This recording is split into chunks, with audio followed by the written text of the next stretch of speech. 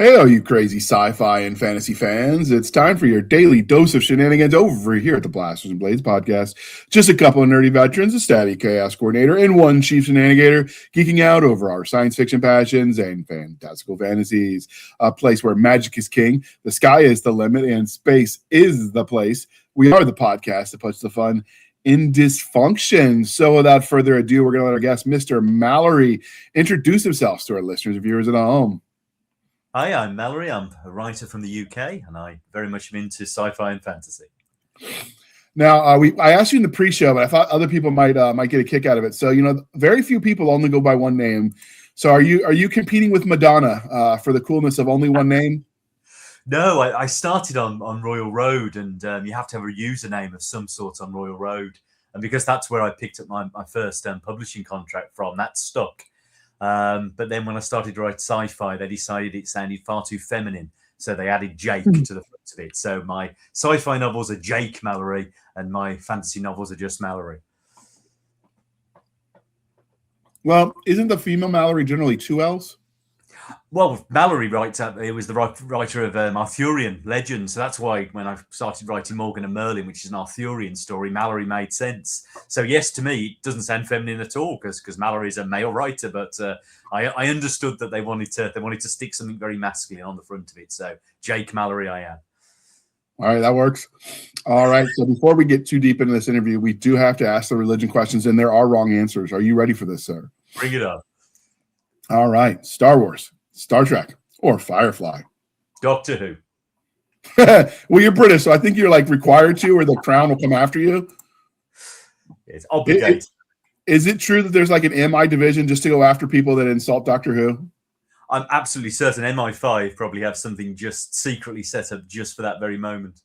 I believe it. All right, and because we are polytheistic here at the Blasters and Blades podcast, Game of Thrones, The Wheel of Time, or Chronicles of Narnia? Game of Thrones, the books. Definitely not Wheel of Time, the Amazon. Okay. What is it? So did you watch the Amazon Wheel of Times? I tried to, then realized they decided to have made an entirely different show from books that I quite liked when I was growing up and abandoned it about 5 or 6 episodes in. I don't know why they do that when they take a book and just change everything about what made the book good. So that's odd. Not odd. That was your reason. I stopped watching it because after Peter Jackson, my bar for what's good fantasy movies are just so high. Yeah. And now you're making this 20 years later, and you can't make just at least as good practical effects. Yeah. That looked like a high school stage production was making a show when it comes to the quality of the costuming and stuff in the set. You see, I'll put up with a lot, provided you don't entirely destroy the story. And I think that was my bar. But yeah, I think the fact it's 25 years since Lord of the Rings and things can't look as good as that is depressing, really. So I don't know. I'll watch campy B movies, but they know they're campy and they're B movies, and they don't take themselves too seriously. When it's a high budget production and it looks not as good as some of the campy B movies, I've got a problem with that. Yeah. No, I think of its many sins, I think we can stick that one on there as well. One of the campiest werewolf movies out there, Dog Soldiers, it didn't necessarily take itself too seriously, and it's one of the most amazing werewolf stories ever. No, it's brilliant. I really, really like that. He did another one very similar as well that I can't remember now, but very similar sort of style, which, Dog Soldiers rules. Yeah, every time I see movies where they do the British military, I'm always shocked, and I suppose I shouldn't be, how similar, for all the differences, how similar your grunts are to our grunts when it comes to the culture. Because when it comes down to it, everyone's shamming and just wants to get out of doing any real work. Yep, absolutely. I think that's pretty much universal, isn't it? Yeah. Although I suppose I shouldn't be surprised because, private soldiers are going to private soldier. They've started digging up one of the forts that lined Hadrian's Wall. And of course, in one of the privies, the outhouses, somebody was drawing phallic objects to insult their chain of command anonymously. And I'm just like, oh, okay. I did see that in Iraq too. So I suppose we're not that different. Yeah, they are stuck around for a long time. All right. So one of the crying shames of adulthood is we stop asking each other the important question. And thanks to the generosity of our sponsors, we are bringing that back. So I'm going to ask you, sir, what is your favorite dinosaur? Well, I have an 8-year-old, and his favourite dinosaur is the ankylosaur. So I think I'm gonna stick with ankylosaur. What is it that makes it his favorite? I think it's because it's got a massive morning star at the end of its tail. I think he quite likes the idea that something can be heavily armored, but can also absolutely bash things to pieces. I think some of the others he thinks are a little bit too, just run and hide, or just. I think he likes the armor and the massive weapon in its tail. So he's digging the Bam Bam effect, like Absolutely. We want to break things. We want to break things hard. I suppose if I'm referencing Flintstones, I'm showing my age, but whatever. Wait, is that even still on? Do Hanna-Barbera cartoons still air? I think you can probably find them somewhere in the Cartoon Network. I saw a Tom and Jerry from about the 50s the other day that he had on, so I think they're still there somewhere. But oh, that's good. So I don't have to feel as old. Yeah, in between episodes of Bluey. All right, and so because we are civilized human beings here at the Blasters and Blades podcast, we are no longer knuckle dragging troglodytes. Coffee or tea, and how do you take it? Yeah, I'm British, so we're going to go with tea, aren't we? White, no sugar, brewed until it can stand a spoon up.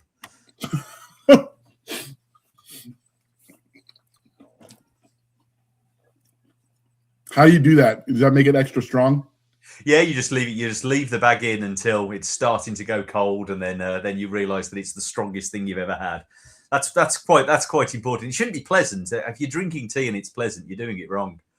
One of the channels that I used to watch, I don't even know if they're still on, I'll have to check it out, was a British military channel. It's called Tea and Medals. And so because you guys, so our award system here in the US are very streamlined as far as what military awards, because of the regimental system that you guys still have, where each regiment kind of has its own thing, its own history. It's a lot different than what we have. You have medals where you might have several medals that are equal to each other for heroism that are distinct by that, by the source giving it. So the tea and medals is the idea of, you've got a medal for heroism, depending on whatever one it is. And then how do you get it? And of course, the tea part is they ask them, the opening question is, how do they take their tea? So that's kind of how we stole the setup from them. Very cool. That's where I learned the NATO standard was one of the answers they gave with, milk and 2 cubes of sugar. So now, do you do your sugar when you do sugar? Do you do it with the cubes, all civilized like, or do you just use the free pour it? No. I'm not a sugar guy. But if you're going to do it, you got to do it with the cubes, because otherwise, what's the point, really? All right. So I had a funny discussion with one of our authors we've interviewed that's from Wales, and apparently I said it's the wrong way to eat a scone. So when you put your butter and your jam on your scone, is there a proper order? Well, it depends where you're from. So, and it's cream and jam. So it's all to do with Dorset and Cornwall have 2 very different approaches. And if you get that wrong in the wrong place, you will be murdered.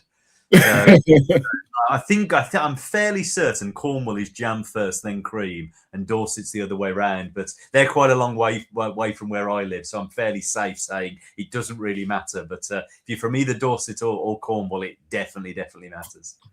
So the lady we interviewed from Wales did not think that my take on Wales was real. So I'm convinced that the Welsh language is not real. They just start messing with the English, and then when the English leave, they go back to talking like normal people. Well, my whole family lives in Wales, and I can absolutely confirm that. So that's when you go down, that you walk in and suddenly the whole language in the pub changes, and then they realise that you're related to somebody that lives there, and then they start speaking English again. So I can absolutely confirm that it's an entirely made-up thing to make you feel awkward. Called it. But they're right up there with some of the Australian cities when it comes to the longest words. Everyone talks about the Germans. They got nothing on Australia cities and Welsh words. Well, I think the longest word in the English language is a Welsh village, and it's got something like 75 letters in it, and it's ridiculous. Does it actually mean anything, or did someone just pick up a bunch of letters and pour it out? It just literally means something like the village on the hill next to the river, next to the thing, which has the pub on the corner and has the bridge going over the thing. So it's one long phrase, but it's Clanvire PG if you ever look it up. But it's Clanvire, and it just keeps going and keeps going and keeps going. They have competitions where people try to pronounce it properly. That is pretty funny. And they, of course, never shorten it because now that makes them unique. Absolutely. And I think the most famous thing is when you pull into the train station, the name of the village is actually longer than the platform for the train station. That's pretty funny. Have you been there? Oh yeah, yes. I say my family live down that way. Clan via PG, they shorten it to. So did you get any merch just so you could say you'd been there, like T-shirt or something? It's the place with the longest word in the English language. That is pretty cool. Who said they didn't give anything to culture? All right, so obviously we're here to interview about your books, but you didn't start off, waking up saying, I've never read a book in my life, and I'm just going to write one today. So how did you discover your love for all things nerdy? I was a teacher for an English teacher for very, very many years. So books has really been the only thing I've ever really interacted with. I did English at university, went straight into teaching straight from there as a 20-year-old. So books and talking about books and how books work and what makes them fun has really been my whole thing. And that sort of led really into thinking, well, what would those books look like if I wrote something along those lines? And that leads you to sites like Royal Road, where you put your chapters up, and then people tell you how terrible they are. So you take your lumps through that for a long time, and you start to craft something that people want to read. Okay, so did you always like reading, or how did you discover that? What was your first memory of getting into speculative fiction writ large? I mean, Pratchett was Terry Pratchett's my absolute first one that I can vividly remember going on holiday and taking 3 or 4 of the Discworld novels with me onto the beach. That would have been about 10 or 11, I think I'd have been then. And that's when you start to realize these series of these books, and you don't just have to read one. You can start to get into whole universes, really, where book after book after book set in the same place. And I think that's something that fantasy fiction does better than anything else, where you don't read a book and then you finish it and put it away and that's the end. You can find the huge wealth of world building that comes across from that. And as I said, I mentioned about Wheel of Time, that was going on really when I was growing up, and realizing that there's another book in a series coming out is quite a high when you were growing up without the internet. So I think that's where I think that the love of books comes from, the love of reading. Yeah, I remember when if there was a big author that was doing a release, there'd be people waiting at the bookstore at midnight, kind of thing, much like they did for video games. I don't really think that's a thing anymore because everyone's just getting it auto shipped from Amazon or Barnes and Noble or whatever. And it just appears on their Kindle when they wake up, or ships out that morning, kind of thing. Yeah, it's a total change, isn't it, from that event? I don't think you can't possibly have that. I mean, I don't know how much you're into the particular genre, but Dungeon Crawler Crawl's got its 8th one coming out soon, and that's the closest thing I think you see to an event in fiction coming at the moment. Of course, if we ever get the next Game of Thrones or something like that, that might be a bit different, but or The Name of the Wind maybe, but I don't necessarily think they're ever going to arrive. I think he's written himself into a corner for Game of Thrones. I don't think he knows where it's going to go. Yeah, particularly as it's finished on the television. I think that's now in people's minds. So he either has to do a better version of that or totally dispel that. I guess that's creatively. Yeah. The joke is, of course, Brandon Sanderson will finish it for him when he dies, but I don't think that'll actually happen either. At least not with Sanderson. So yeah, one of the things we lost though when we had those midnight release type things is that community you get with other people waiting in line with you, right? That wanted the same thing, that liked the same thing. And you get some of that online, but I don't think that's quite the same thing as being in person and talking to a real person. No, I guess that's where a lot of people get so much pleasure out of the conventions, isn't it? Where you can actually go and talk about books with people, because we don't get to do that very much, do we? I think that's not a thing certainly not a thing that men tend to do, just without being certain you're talking to someone that's into the same sort of stuff as you. So I think those sort of existences where you can go along to a convention and meet people that love the books in the same way, that's the closest thing to that sort of feeling, I think. Now, are the conventions big in the UK? Kind of. I think they're a little bit less on the very niche sense. So I think I see a lot of from my readers in America that there's very niche ones fixated on particular genres or writers. Here you have a fantasy con, but it will be a huge range of different different genres and different writers, and they try to pull it together because our population's so much smaller. So you'll have one in London, you'll have one in Birmingham, and it will be for huge ranges of different things, just because of not having as many people to call on, I think. That makes sense. Do you find that having talked to your American readers and then having been to the ones local to you, is the vibe once you get there the same though? Is there some universal throughput for them?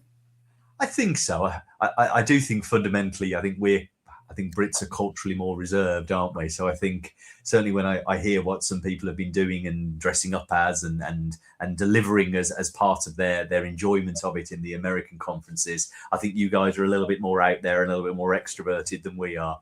I think there's still a little bit of a sense of embarrassment, I think, about going on the tube dressed up as your favourite character in the UK that I don't get the senses that you guys have out there. I don't think embarrassment exists anymore. I think we somehow culturally purged that with COVID. I don't know. People just have no shame. And there's still a thing. Unless there's beer. If there's beer, the reserve goes. But if there's no beer, then they're very, very much still reserved here. Now, so that does bring an interesting question. So my first publisher for my first published series was a British publishing company and a British author. And we had many, many discussions, Tim Taylor and I, going back and forth about the proper temperature to drink beer. So how do you drink your beer, sir? Yeah, it depends what it is, doesn't it? If you're talking about beer, so you're talking about something that's ale and that properly brewed, then you're looking for warm room temperature, really. If you're talking about the terrible American, Canadian things you guys like to drink, it has to be ice cold to be able to cope with it. I like all of it ice cold, even ale. And so we had many discussions on that one. But he's a funny dude, Tim is. So it's basically bread. So you need to have it as a sort of warm at least warm to be able to cope with it. Yeah. I could see that. If it's that thick. I like all of the things, so I don't complain, but I don't know. I just warm drinks. If I'm drinking something warm, it better be coffee. I just don't. My alcohol should not be warm. So fair enough. All right. So, how did you, when you said your first memory of reading speculative fiction was Terry Pratchett? Was that something you grew up reading or discovered because your parents were into that kind of stuff, or did you discover it on your own? No. My parents weren't particularly huge readers, but they were very keen for me and my brother and sister to read. So going to the library was a huge thing. So we'd go every Saturday and we'd get some books out and go there. And I just have a very clear memory of those Josh Kirby front covers really grabbing my attention, and because they were so different from anything I was reading as a sort of, I guess you'd call it a young adult now in terms of genre. They were just so different and so strange. I remember gravitating to them there. And then I think having an author who I effectively grew up with. I mean, Terry Pratchett wrote for the best part of 20 years when I was growing up, and getting a book every year, and that feeling of seeing the characters that you'd met when you were 10 still being written about when you were 30 is quite intoxicating, really. And I think that then leads you to sort of spiral off from that into the other style of writers like Douglas Adams and Neil Gaiman I very much liked as well. So I think those authors that have that very sort of irreverent take on fantasy and sci-fi were always things I was very into. So do you prefer the irreverent take over the more serious, stodgy, more formal style of fantasy, or? No, I don't think so. I think enjoyment of just I like a joke, so I think having something that doesn't that does feel like it is. I love grimdark as well. I mean, someone like Joe Abercrombie is fantastic, but I think there's only so much of people just dying horribly that you can put up with of an evening. Whereas I think you can always dip into something where you're going to get a joke every now and again.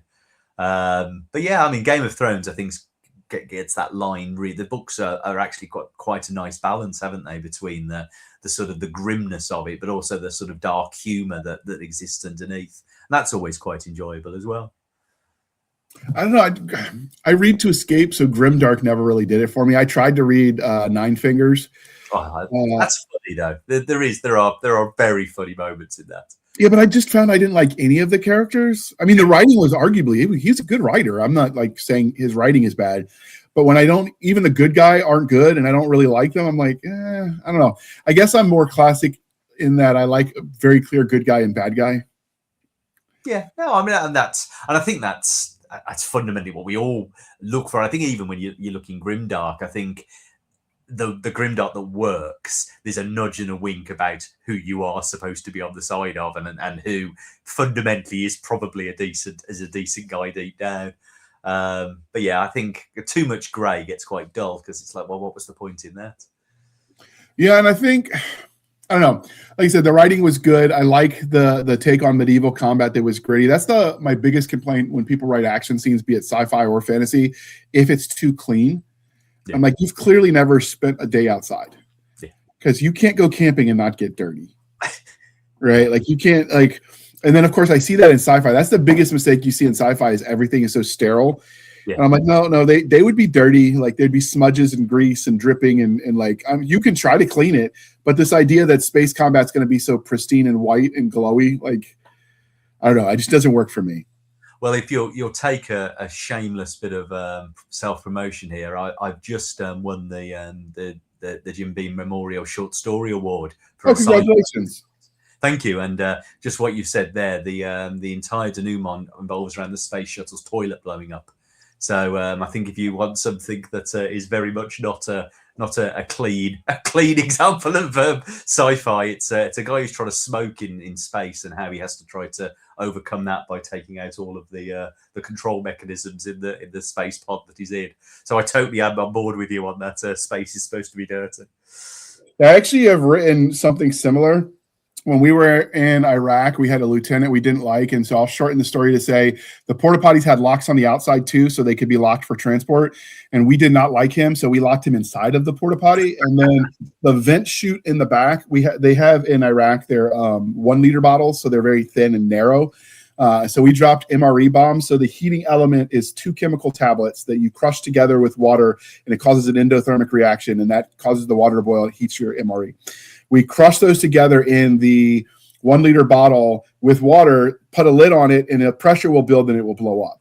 It's called an MRE bomb. There's not really like going to do a lot of damage. It's just a cool thing that, soldiers play with, right? Because we like to blow things up. We dropped a bunch of those through the vent tube into the porta potty once we locked him into it. Yeah. Of course, he freaks out when it starts popping underneath him. And so he starts tipping it essentially over door first, and we just left him there and all of that. And we turned that into, for an anthology that's coming out in the not too distant future, I turned that into a story of making that happen on a sci-fi spaceship. That's basically my story as well. We're bonding over covering people in shit, I think. Yeah, because, sometimes you just got to do that to people you don't like. It's the only way they learn. That's right. Now, for yours, was it a military setting or was it a civilian setting for yours? The prompt really was they wanted something about 40 years in the future. So I don't know if you know the story Red Dwarf, the sort of BBC sci-fi thing, which is a sort of it's a mining idea. So it's the idea in about 40 years in the future, there's some civilian mining going on above the Earth's surface. So it's just an old broken down civilian tug that's been sort of adapted. So nothing really works in it. That was the idea. But yes. Okay. The toilet being backed up and exploded over the antagonist is literally the entire story. That is actually kind of funny. If somebody wanted to read that, where would they find it? Yeah, it's on the Bain. If you go onto the Bain website, it literally won 2 weeks ago now, so they've just uploaded it now. So it's called Orbital Decay, and it's on the Bain website. But it's on if you go to my website, I've got it very much proudly displayed at the top of the website as a clickable link. So, but very British humour again, but very much that sort of Red Dwarf mining sort of disaster thing going on. All right, well then we have it. We have your website in the show notes, so if you want to check that out, dear listener, you can click that link and go to town, get a free little short story. You can't beat free; it's a good price. Absolutely. Which translates to how many pounds in Britain? Enough to buy a cup of tea. That's the idea. So. Are you guys still doing the pounds and all that? Or are you still on the EU? Oh my word, that's fighting talk. No, we absolutely refuse the euro. So that's where the whole Brexit thing came from. We are pounds and pence. Because the mind your P's and Q's is a common expression. So it'd stink if that money wasn't around anymore, right?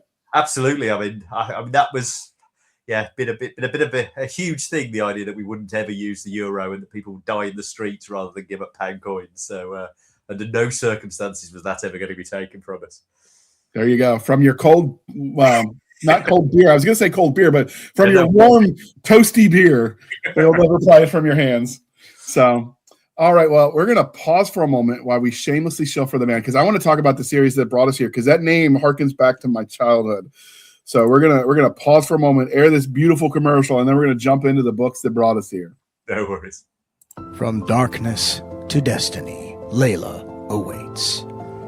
Blinded by fate, Eric awakens to a new life on a remote farm, cared for by the enigmatic mute Layla. As secrets unravel and adventures call, can love conquer the shadows? This gripping fantasy, unearthed from antiquity, delivers pulse-pounding action, divine interventions, and timeless themes of worth and courage. Layla, available on Amazon. Ignite your imagination today. All righty. Thank you for sticking with us through that commercial interlude, dear listeners. So with that out of the way, we're going to throw up the first book cover. And I'm going to ask you, sir, so before we get started, what is the Morgan and Merlin's Excellent Adventures, which is Bill and Ted Makes Me Happy. So, but where is Morgan and Merlin's Excellent Adventures? What would you call the rating for the series? Like if your parents are listening, is it appropriate for my kids? Not appropriate for children. No, it's a very, very sweary story. That's the sweary and violent, I think, but funny sweary. Okay, so YA type audience. Yeah, higher YA, providing that they're liberal. Okay, that's fair. All right, so where did the idea for this series come from? So it's basically a Connecticut Yankee in King Arthur's court reimagined with having a 20th century person who's a complete failure, really. So what would happen if you had that sort of idea of taking someone from the 21st century that's very much into their wrestling and their gaming culture and their silliness really being taken back to try to live alongside King Arthur? And have you always been a fan of the Arthurian legends? Yeah, definitely. I mean, I think it's very hard not to be if you grow up in England. The underlying message really is that whenever things go wrong in the UK, at some stage King Arthur's going to come back and save us. That's a pretty strong message, really. Merlin as the TV show has been a huge thing. Sword in the Stone's massive. You can go to, the picture on the front cover is of Tintagel Castle. You can go to Tintagel Castle and it looks just like that, which was Camelot. So, and they've got a massive statue of Arthur just outside. So, I think Arthur and Arthurian legends, huge, really. And that's always been something I've been interested in. And then it's got so much room, really, to sort of explore because people know the sort of the big famous stories of it. But one of the things I wanted to do through the series was to have characters that actually do appear in Malory's actual stories, appearing and doing things that people might not be aware that actually happened. So I've used an awful lot of that as it goes across, which I think certainly when I was on Royal Road and people were commenting that they recognised the story or that they knew something that actually was written down was quite a lot of fun, really. When you got two geeks talking about something that no one else in the readership cares about, that was quite a nice thing. Yeah, but that's part of the fun is of those stories that are written where there's layers, like Shrek said, layers like an onion. But because there's something for everybody, and that's the kind of story that you can read more than once and get something different out of it every time. Yeah, and I think that's what you want, isn't it? Is for people to sort of say, "Oh, actually, I got that the second time I read it," when they missed it the first time. Yeah, and that's part of the fun because when you've got something like that, you can go back to visiting an old friend. You can reread the same book. Yeah. So that's isn't it? So when you say it's Arthurian, so do you have when he gets sucked back into the court? What is the inciting incident that gets him back in time? So So Morgan's female, so she's on the front cover. She's on the front cover there. So what I've sort of changed is the idea that Merlin's murdered. So in the opening page of the book, Merlin's been murdered, which obviously makes a huge problem with the timeline. Because if you don't have Merlin, then you've got massive problems with King Arthur and all the things that King Arthur is supposed to be able to do. So the novel opens really with Merlin desperately as he dies, trying to find somebody that can fill his place at court. And as he's doing so, all of the potential great wizards are being slaughtered as well. And just at the very last moment, he hits the absolute bottom of the scraping of the barrel and finds Morgan, who is at that moment in time going through a bit of a crisis. And she wakes up in having effectively been stolen out of 21st century England and dropped onto a battlefield where everyone's just been slaughtered by the invaders. So it's a very much Anglo-Saxon versus Viking thing going on as well. So we've got lots of Britons and Saxons and Vikings all floating about. So it is trying to use sort of what happened in the UK around the Dark Ages time, where lots of different invasions were going on. And I tried I'm a huge fan. I don't know if you know Bernard Cornwell at all. Uh-huh. So I'm a huge fan of Bernard Cornwell's writing, and he writes a brilliant series about Arthur, which is hugely well done. I tried very carefully to try to make all my battles sort of fit in with the sort of things that he was writing about, even though you then have a wizard appear with a magical sword. He also wrote the Sharp series. Yes, yeah, absolutely. And again, sharp novels were a huge thing for me growing up, and then the TV show with Sean Bean in as well. Now that's soldiering. Yeah, no, that's that. So that's sort of, I wanted that sort of feel to it, really. So even though it's very silly and lots of magic and lots of dragons and things, I wanted to try to get that sort of the fact that the armies were actually rampaging across England at this time, and how that would actually look. And quite a big bit at the end is set around Tintagel, and Tintagel has a very thin strip of land that connects the castle to actually the Cornwall itself.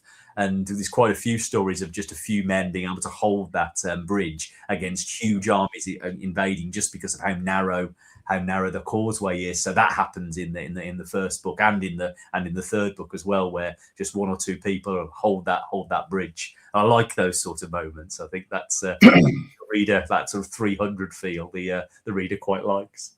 Yeah, the Thermopylae moment. Yeah, absolutely. So how were you mentioned the history part of it? Were you trying to be historically accurate to the equipment, the time, the vibes, or were you more just going for the feel, that kind of layering the ambiance over an otherwise just fun story? I think one of the gags that keeps appearing is that Morgan has got so much knowledge of what is now possible, and also has read all of the Arthurian books and everything. There's lots of jokes really about, well, that's not accurate, is it? And no, that's clearly not what you're supposed to be doing. And there's lots of sort of meta in play like that, where you've got somebody that I think she's irritated at times that she's finding out things she thought were true about Arthurian England turn out not to be. So it sort of plays with that a little bit. But in the sort of the bigger key moments, I have tried as much as you can with research in the 500s to try to be as accurate as I could. Now, when you say those moments, are you talking you're breaking the fourth wall a la like Deadpool levels, or is it more just internal monologue?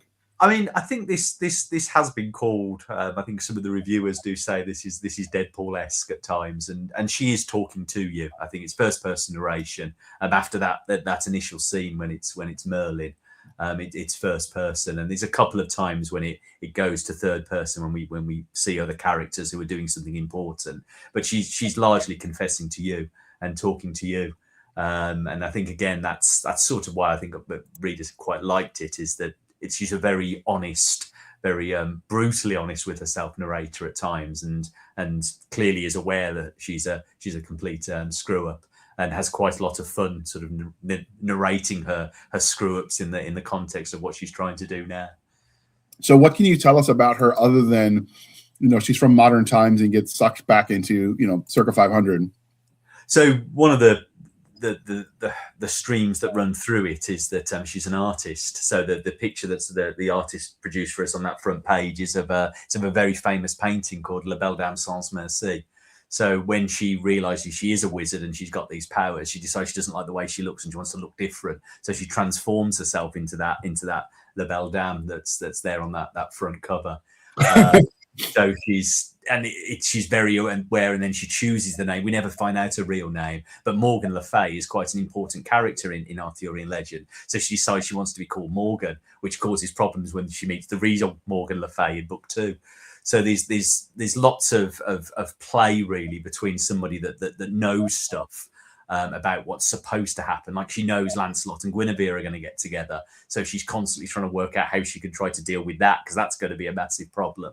So there's lots of interplay along those. But I mean, fundamentally, it's Monty Python. I mean, if you've ever seen Monty Python and the Search for the Holy Grail, that's basically what we have going on, only with somebody that names all of her magical techniques after wrestling moves. I like the covers. I mean, these are the kind of art I'd put on my wall if it was just a framed piece. Mixing the armor up top with the dress, I think, is kind of cool.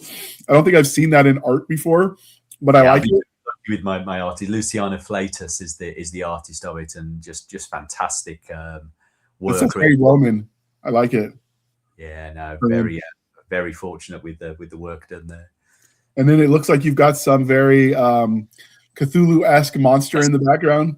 Yeah, it is basically Cthulhu. It's that's who's defending, because the idea of the third book is they're trying to find Excalibur, because obviously you can't have Arthur without Excalibur. Absolutely. But Cthulhu's guarding Excalibur, so she's got to go and deal with that.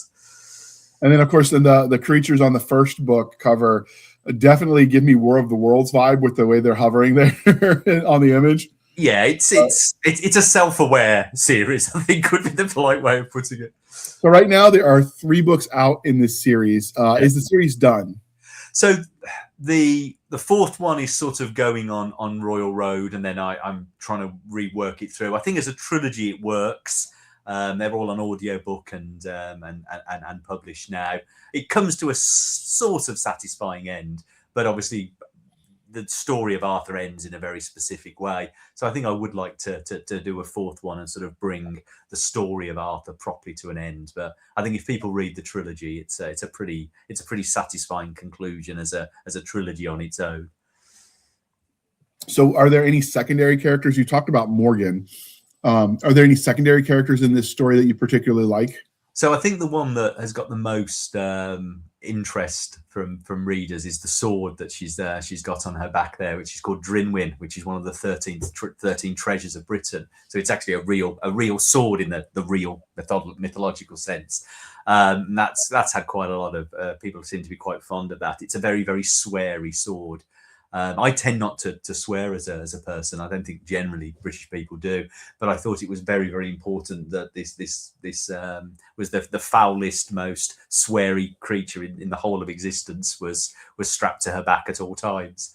So it's very bloodthirsty. It's very entirely psychotic, and I think one of the moments that people really find quite funny is that she's had a bit of a bad time with it, and she thinks she's about to be rescued by the most beautiful human being alive, and you have about 2 or 3 paragraphs where you feel we're getting into some sort of romancy sort of element, and then the sword beheads him.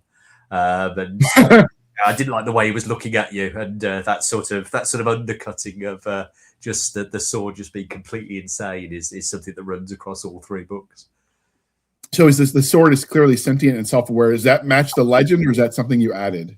It's a sword that is supposed to be only. It's very similar to Thor's hammer. Really, it's only supposed to be usable by somebody that's very honourable. So I started off with that idea, but then I thought it would just be funny if it was literally insane and just wanted to fight all the time.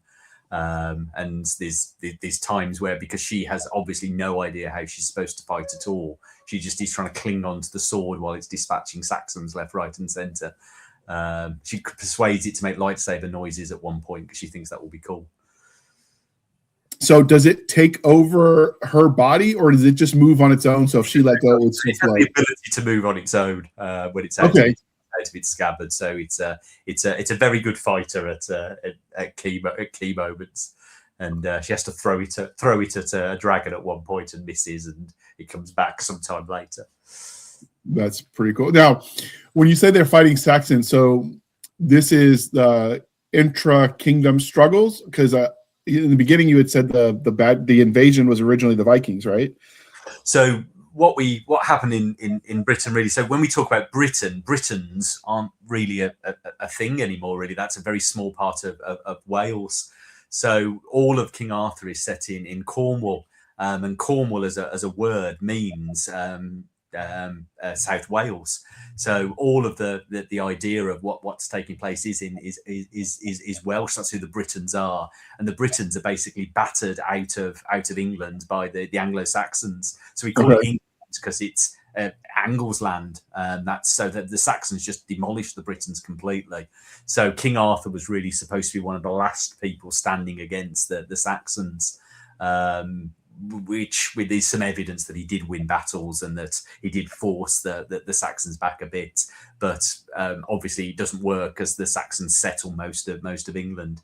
So that's what the sort of chronicling really is, the arrival of the Saxons, and then from the north come the Vikings, which is what I've turned Lancelot into a Viking just because I thought it'd be funny, and I wanted the narrator to have to put on a Swedish voice when they were narrating it. So now, are we talking real Vikings or the History Channel interpretation of Vikings via the Viking series? Oh no, we've gone full on every stereotype you can possibly come up with for Lancelot being a Viking. It's we've just gone for broad comedy there with the arrival of the Vikings. The Saxons I've tried to draw a little bit more accurately, just because that's quite an important point. But because the Vikings are quite a minor bit, we just went for some comedy of a funny accent and lots of IKEA jokes. Now, did you go full with the Anglo-Saxons? Because, I mean, if you're writing it from the Welsh point of view, some of the haircuts that were popular by the Anglo-Saxons are kind of comical. Yeah. Some of what we consider the Friar Tuck-like look, where the bald parts intentionally shaved kind of thing, came out of Anglo-Saxon heritage. Yeah. Did you lean into any of that?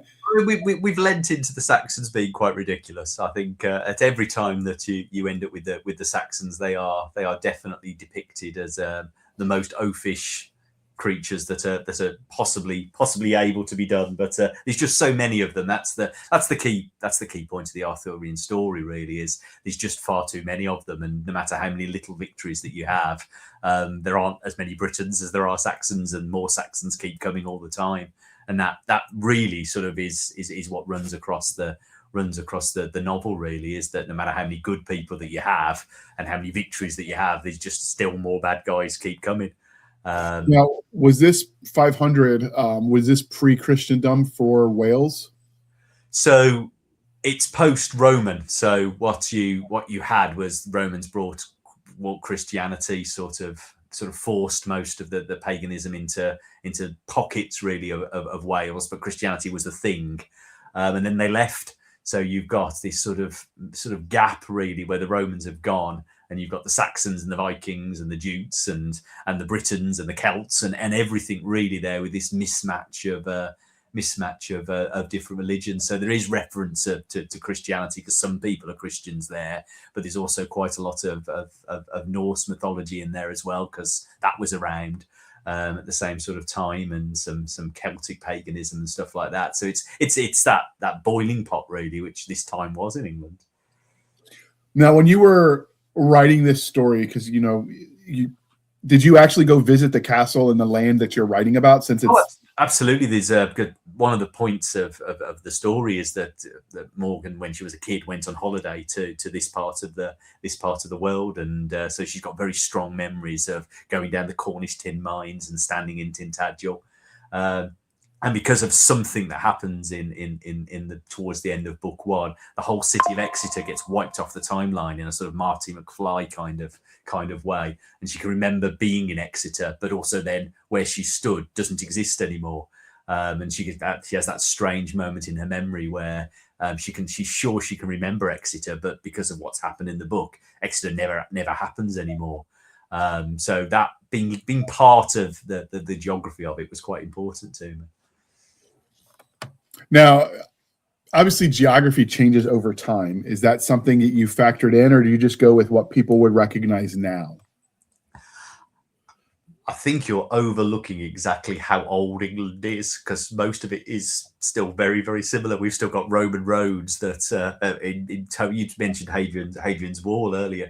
That's quite a lot like some parts of England are, and particularly if you get down to Cornwall and Wales. There isn't a lot of modernity down there, so I think people would recognise a lot of the places that are mentioned. And one of the things that the editor said when it first came back was she tried to plot the journey that these guys take back from Exeter after it's been wiped out, and that actually it does work, that they can actually make the sort of path back that they sort of suggest that they would. No, I'm not talking about like buildings and stuff. I was more asking because sometimes the geography, like the land masses themselves, evolve over time just with natural forces. So, like if you went back to ancient Egypt, where the Nile is now versus where it was then, it's moved.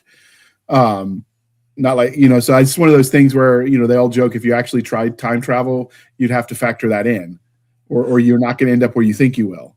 Well, we've got lots of stuff about like the River Cam, which goes just by that appears in book 2, which is still exactly where it was supposed to be back then. The things like the waterfalls around Merlin's cave and stuff like that. And as I say, the fact that Tintagel and Camelot is still visibly there, really. I think a lot of what we have, particularly in those parts of the world, aren't that dissimilar than they were 500 in 500 AD. Okay, I don't know. I haven't, like I said, it depends on where you are, geography, the where the tectonic plates are make a difference as far as all that goes. I just was curious if that was something that had to be factored in. No, I'm a history nerd. That's my jam. Yeah. Well, certainly wasn't anything I tried to play with. No. Now, when she gets sucked back, I guess it's not even back in time; it's to an alternate timeline at this point. It sounds like. Did she bring anything from modernity with her? Did she sort of just wake up in like how did you handle the isekai portal fantasy type moment? She's hit by a truck is the classic truck gun moment, really. I like it. The sort of whether she falls or whether she's pushed or whether she steps is a sort of recurring message across the story, really. Certainly when she wakes up, she's not exactly pleased not to be dead. I think that's the initial, certainly the first arc of the story is somebody that's not necessarily that concerned about her own survival. So we get some quite that sort of Lethal Weapon 1 sort of Death Wish sort of stuff where I got the reference. She gets some fairly brave. She does some fairly brave stuff based on the principle that she doesn't necessarily care whether she comes out the other side of it, and that develops as the story goes on, and she starts to actually want to succeed and starts to want to actually survive. But she does have quite a lot of fun with the idea of, okay, I'll do that then, and just dive straight into it. Yeah, that's one of the reasons they do the joke about the truck con. You got hit by a bus to get your portal transfer, is because it cuts off. If you're dead in your world, it cuts off the "Am I going to get back?" arc, and it makes them. It gives the character a vested interest in the now. Yeah. So from a like purely like plotting it out point, it makes perfect sense that you would do it that way. And I think because her life has been such a comical disaster. And she's always got an anecdote for everything. It is quite nice. She gets quite a clean start off. So when she appears, did she bring anything? I mean, she got isekai in the traditional sense. Did she come in modern clothes, or did she wake up in kind of period stuff? Because it'd be kind of cool if she has a cell phone. One of the modern takes on Connecticut Yankee and King Arthur's Court is he's got the cell phone and it's magic. No, it's because there's a big battle going on, and Merlin pulls her into the mind of one of the warriors that's just been slain. So when she initially wakes up, she's in the body of a guy who's just been killed, and he's still in the back of her head as well, which is why she's so keen when she's actually got power to actually turn herself back into being herself. So she's initially in the body of a British warrior, and that kind of explains some of the fact that she's actually quite strong and she's actually quite fast compared to how she used to be. And then she builds on that as she is able to develop her magic. I mean, magic would explain a lot. The fact that you gave a biological reason is just layers upon layers of awesome. Yeah. Is the guy whose body she liberates, acquires, whatever, is he a factor in the plot, or is that like a little bit of a gag in the beginning? It's a gag at the start, and then in book 2, something very similar happens to somebody else. So it adds a sort of, when she realizes how pretty horrific it must be to have somebody completely take over your body and push you and lock you into a little corner of your own mind, that sort of comes back, and she realizes that, yeah, that perhaps wasn't a particularly nice thing to happen to somebody. Yeah, I could imagine that would. I mean, I guess it beats being dead, or maybe it doesn't. I don't know. Yeah, there's a lot of that. Is it better than being dead? Discussions, really, if you're sort of stuck inside somebody's body you've got no control over it anymore. So how fun did you have? How much fun did you have with the food of the era? Because, like, everyone thinks it's just broth all the time, because everyone assumes that everybody ate like the peasants did, and that's not necessarily true. So did you like actually try some of the period foods when you were writing this to get that in, or do you just kind of ignore it and say they ate, and then move on?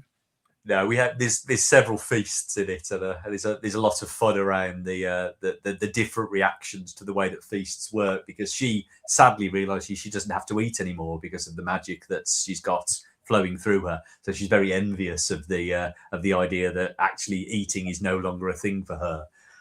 Whereas we also play around a little bit with the hunting, and Guinevere's quite a hunter, so we have lots of venison and lots of boar, and so quite a lot of very big use of the sort of what would be going on in the English countryside at the time. But yeah, they definitely don't eat like peasants. There's very, very few peasants appear in this. Now, when you said she doesn't have to eat, is it like a vampire? She can't eat real food now, or she just doesn't need it? So it doesn't occur to her. So there's one moment quite early on where she uses up all of her power, and suddenly is absolutely ravenously starving. And that's one of the things that the sword's quite good for, is it sort of is explaining, because she's an idiot, how she should know how to take care of herself better. So when her power starts to come back, and then at one point she gets incredibly powerful, and then eating is no longer something she's remotely interested in, because she is so full really of her mana now. Okay. Now your profile on Royal Road says you came up through the lit RPG series, like that's your kind of claim to fame.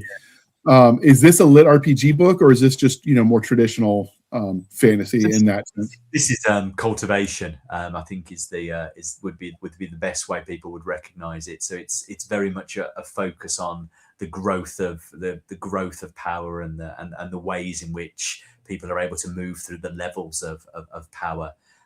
One of the things that I've tried to blend really is trying to have that sort of there's an Eastern quality to it really. So they talk a lot about chi and techniques, and the way that the channels and the meridians are all filled up. I've just been reading a brilliant series called Beware of Chicken. If people haven't read that, it's hilarious. And that's very much a sort of satire on Eastern cultivation fiction. So I was reading that and thought, wouldn't this be a huge amount of fun if there was a very Arthurian version of this sort of cultivation fantasy? And obviously she couldn't care less. She's got no interest in working hard. She's got no interest in developing herself in this sort of way. And that frustrates the hell out of Merlin, who's very much of that tradition. So he's stuck in her head trying to explain thousands of years of a very complex magical theory. And she basically breaks it all down to, so what you're basically saying is, at this moment in time, I'm a Ron and I need to move up to being a Harry. And there's a running joke throughout it that she refuses to engage in any of the labels and just looks at everything through the ideas of Hogwarts and things like that. And he won't engage with that either. So at one stage, she sort of makes him say, yes, you are an owl wizard, Harry. And that's quite near the end of book 1, when she finally manages to master something. Was that referencing to the Potter stuff a hit with your readers when you were over on Royal Road?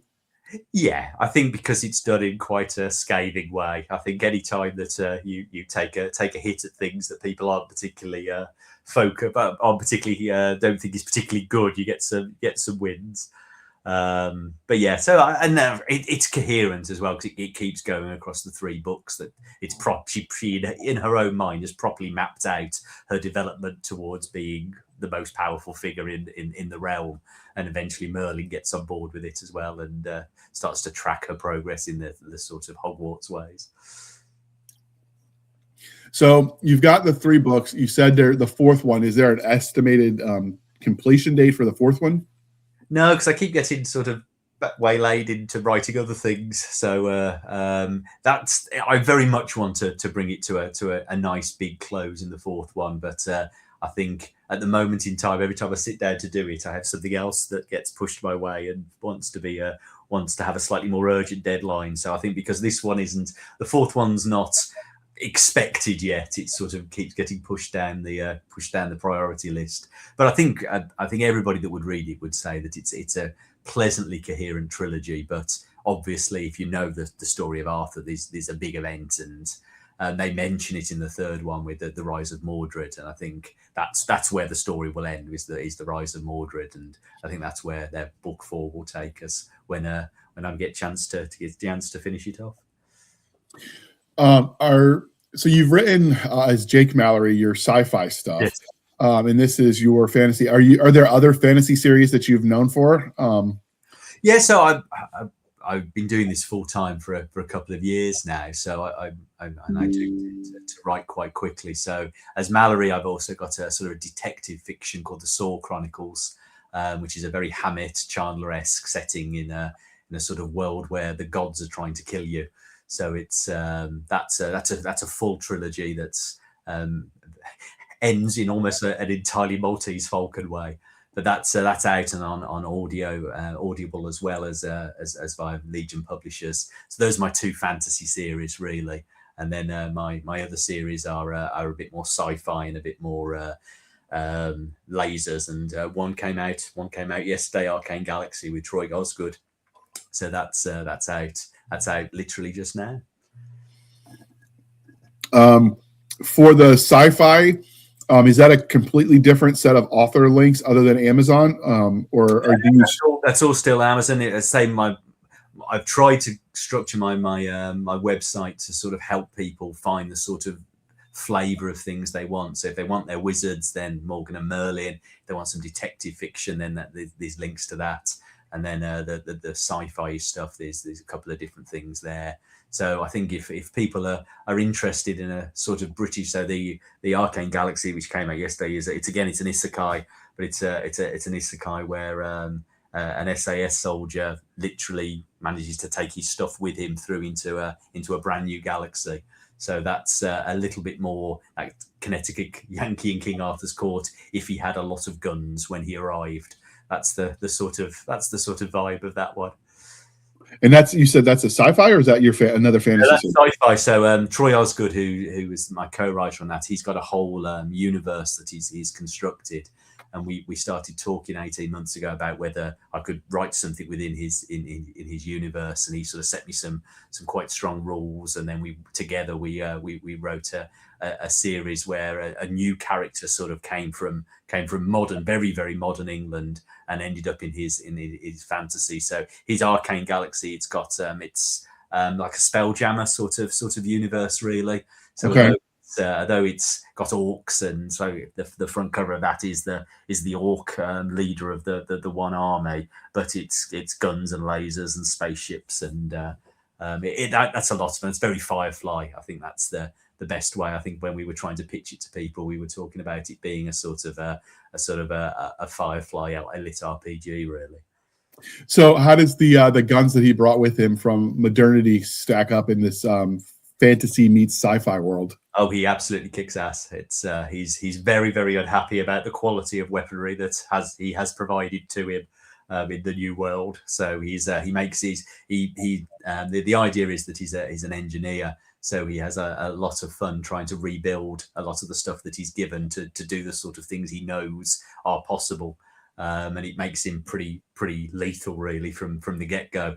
and surprisingly lethal, because he brings a lot of his expertise and a lot of the things that you see him do just before the isekai make him quite a handful for people that aren't used to people who've got quite such a focused attitude towards gunfights.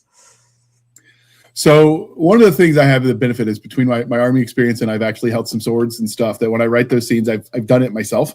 I don't claim to be an expert on any of it, but you at least know how it feels. Is that something you've been able to do in your writing prep, is to, shoot a rifle on a range somewhere and to swing a sword? No, not at all. I have just read an awful lot of books and then had quite a few readers point out that wasn't enough and that I needed to read even more books and more sense of. I think that the single biggest sin that I think anyone has ever found in my writing, and I've had more messages about it than anything else, was that at one stage one of my characters put the safety on their Glock, and I might as well have just sworn at their grandmothers, I think, because that seemed that was the end. People abandoned the book at that stage. So I learned very quickly that if you go to write things, it's very important that you've properly looked at and thought about what you're trying to do. But yeah, the safety on the Glock was the end of the world for a great proportion of my readers on Royal Road. Yeah, the gun people are like that. Horse people are just as bad, though. I learned that on a pen name that I had for a while. I wrote horses, and I just I watched westerns as a kid, so I thought I could do it. And no, they got mad. Apparently, that is not how saddles work. Who knew? People will tell you as well. They won't just quietly go, "Oh, bless him, he's tried." No, they need you to know. Yes, and they want everyone else to know that you didn't know. Yeah, that's that you learn quite quickly there that you don't write anything down that you haven't carefully sat and read. So one of the things that Troy wanted with this is he wanted the guy to be a helicopter pilot. And God, did I have to read a lot of stuff about being a helicopter pilot to make and for effectively 500 words, really, because that's all it is in there before he gets blown out of the sky. Gosh, I had to make sure those 500 words of being a helicopter pilot held water. There's a lot of test balloons with people trying to make sure that I hadn't said anything that was going to get me safety on a Glock. I might almost do that where I didn't focus on the mechanics and more like vibe it, or like, oh my God, that's incoming kind of thing. Like, because if you try to get in the mechanics, like I'd lean into the jokes about, helicopters shouldn't exist because, the mechanic, like there's so many jokes about why they shouldn't. Yeah. I don't know. Like that's a hard one, like to get the mechanics, because they got their feet, each pedal, and then their hands. It's so much going on. Yes, that was one of those things where you're just like, oh God, could he not just have been shot on the street or something? Why have we got to have him up in a flying helicopter at this moment in time? But no, hopefully when people read it, they'll feel that it was worth the hours and hours and hours for what was genuinely about 400 words. Yeah, it's always rewarding, at least when people recognize the amount of research. See, that's the danger, though. I like the research. So if you're not careful, you'll fall off the rabbit hole and be like, 3 years later, like where did Malory go? Oh, he's in the library. Yeah, he's trying to still work out how this helicopter bit works. It's so much easier when he ends up in the new galaxy, just like, these are now my rules. You can't tell me it doesn't work that way because I've invented that gun. That's exactly how that gun works. That's how that plane flies. Stop it. That's exactly how that's going to work. So, with that being said, is there anything about the Morgan and Merlin series that we didn't ask that you think people should know before we start bringing this to a close?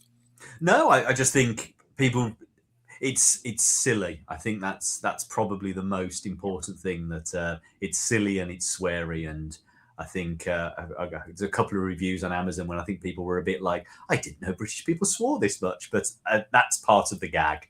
And I think if you're looking for something that's very silly, very fast moving, doesn't take itself too seriously, I think it's a fun series, and I think people who've enjoyed it, I think have felt that it's a fun series that actually does teach you quite a bit about Arthurian legend at the same time. No, the narrator does a brilliant job. Jess Nakian for Audible does a fantastic job, and it's genuinely made me laugh out loud while listening to it, which when you wrote the thing is quite an achievement. Absolutely. So the ebook is Amazon exclusive. You said the print book in the pre-show is available just about anywhere, print books are sold. Yeah. There's some very my publisher's Legion do some really, really good hardback versions, which I've got here, which are beautiful. So I think they are very much worth getting. And then for the audiobook portion, are they only on Audible, or are they available exclusive? All of my stuff is. Okay. Because I started getting into buying them from BookFunnel where possible, because then you actually own the digital, which I like. But not everyone can afford to do it that way. So the authors that do, I go that way because they get more of the money. Yes. Yeah. So, all right. So we've talked about that. This is the part, dear listener, where I tell you to please be kind and speak your mind on the reviewing platforms. Your reviews help the right readers find the right books. So do your part. It really does make a difference. And speaking of reviews and reading, what are you reading at the moment before we wrap this up? I've got open at the moment a book called Mage Tank, which is which I cannot recommend enough for people to read. If you've got any interest in gaming or that sort of thing, it's hilarious. The idea of somebody that again, I love Isekai, but he's Isekai in game one. He wants to be a mage because that's the coolest thing you can be, but then decides to be a tank at the same time. And I think the idea of those two, a glass cannon that can absolutely not be smashed, is a lot of fun. I think book 4 has just come out, but I'm on book 2 at the moment. But he's got a Cthulhu-esque sort of sprite that's with him, so I would thoroughly recommend that. Now, are you a gamer yourself, or is it just you enjoy the lit RPG genre? I'm a very bad gamer. I think I was a gamer when I was young, and I think when you think that you sit down in front of something and go, I should be able to do this, and then you realize that you're dead every few seconds that you're trying to play it, you start to realize I'm no longer a gamer. I used to be a gamer, and I used to enjoy doing those things, but once you have a real life and real jobs and things and can't play for hours and hours and hours, you start to realize that I think it's a game for the young, gaming. Okay. So if people wanted to track you down on the wild interwebs, where might I find you? And as usual, links will be in the show notes. Yeah, so I'm Malory author pretty much everywhere. So on Twitter, on Facebook, on Instagram, on TikTok, on pretty much anywhere that there is a social, on Discord as well. I'm Malory author. So anywhere like that at all, Reddit, you can find me there. Okay. With that being said, you can find us, dear listener, on our Linktree, linktr.ee, Linktree/Blasters and Blades Podcast. Again, Linktree/Blasters and Blades Podcast, where we link to all the things, the BitChute, the Rumble, the YouTube, the TikTok, the Twitters. We've got our Spotify, our Discord, our Substack, our Blasters and Blades Facebook group and Facebook page. All the things. You can email us at blastersandbladespodcast@gmail.com. Again, blastersandbladespodcast@gmail.com. For professional purposes only, people save the shenanigans from Adam Stabby Stab over there on the Instagram, the Twitter, and the email. You can support the show by going to buymeacoffee.com/AuthorJRHanley. Again, buymeacoffee.com/AuthorJRHanley. Be sure to put in the comment section that is for the podcast, and I promise I will keep my co-hosts duly caffeinated. They will drink that coffee brand coffee, tea, and hot chocolate until they get high on their own supply. If you want some of that coffee brand coffee, link is in the show notes. The discount code is Podcast Grunts. You get 10% off. We get a little bit of a kickback. It's a win-win, people. And with that, I would like to thank you for spending some of your precious time with us. For my crazy co-host, I am J.R. Hanley, and this was the Blasters and Blades Podcast. We'll be back next week at the same time. We will indulge our love of nerd culture, cheesy jokes, and all things that go boom. Thank you for coming on, Malory. This was fun. Yeah, very much fun. Thank you. All right, and with that, we're going to hit the end button. People, wait for it. Don't cuss yet.